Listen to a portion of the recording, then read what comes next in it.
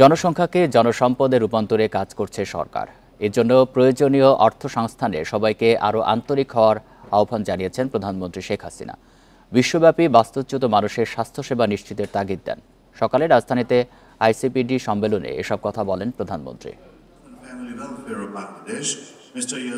রাজধানীর হোটেল ইন্টারকন্টিনেন্টালে 2 দিনব্যাপী জনমিতিক বৈচিত্র্য ও টেকসই উন্নয়নের উপর বৈশ্বিক সংলাপের উদ্বোধনী আয়োজনে যোগ দেন প্রধানমন্ত্রী শেখ হাসিনা।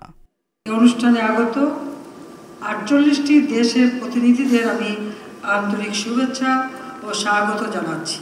দেশের সার্বিক স্বাস্থ্য পরিস্থিতি তুলে ধরে প্রধানমন্ত্রী বলেন, দেশে শিশু ও মাতৃমৃত্যু অনেক কমিয়ে আনা হয়েছে।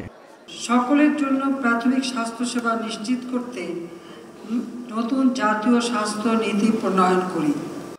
তরুণদের আধুনিক শিক্ষায় শিক্ষিত করে জনসম্পদে রূপান্তরে সরকার ব্যাপক কাজ করছে বলে জানান প্রধানমন্ত্রী। বিশ্বের বিপুল সংখ্যক জনগোষ্ঠীর জন্য প্রয়োজনীয় শিক্ষা, স্বাস্থ্য ও অন্যান্য মৌলিক অধিকার নিশ্চিত করার মাধ্যমে তাদের জনসম্পদে রূপান্তর করতে হবে, যার মাধ্যমে আমরা একটি সমৃদ্ধশালী বিশ্ব ব্যবস্থা গড়ে তুলতে সক্ষম হব। এ লক্ষ্যে সার্বজনীন স্বাস্থ্য সেবা, বিশেষ করে মা ও শিশু স্বাস্থ্য সেবা খাতে আন্তর্জাতিক অর্থায়নে পরিবার ও সহজ প্রাপ্যতা নিশ্চিত করার জন্য উন্নয়ন সহযোগী ও আন্তর্জাতিক আর্থিক প্রতিষ্ঠানগুলোর আরও আন্তরিক হতে হবে। বাস্তুচ্যুত রোহিঙ্গা ও ফিলিস্তিনে ঘরহারা মানুষদের মানবিক সংকট সমাধানে কার্যকরী উদ্যোগ নেওয়ার আহ্বান জানান প্রধানমন্ত্রী। সংঘাত ও রাজনৈতিক কারণে উপদ্রুত বাস্তুচ্যুত জনগোষ্ঠীর দিকে মনোযোগ দেওয়াও অত্যন্ত জরুরি বলে আমি মনে করি।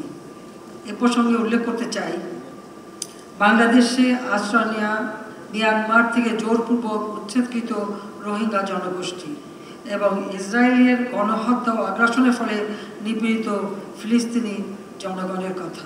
দেশের উন্নয়নের জন্য নারীর অগ্রযাত্রা জরুরি মন্তব্য করে প্রধানমন্ত্রী বলেন, বাজেটের 30% নারীর ক্ষমতায়ন ও উন্নয়নের জন্য বরাদ্দ রাখা হয়েছে। আমরা জাতীয় বাজেটে মোট 30% নারীর সামাজিক ও অর্থনৈতিক ক্ষমতায়নের জন্য বরাদ্দ রেখেছি। শাহাদাত স্বপন, ইন্ডিপেন্ডেন্ট নিউজ, ঢাকা।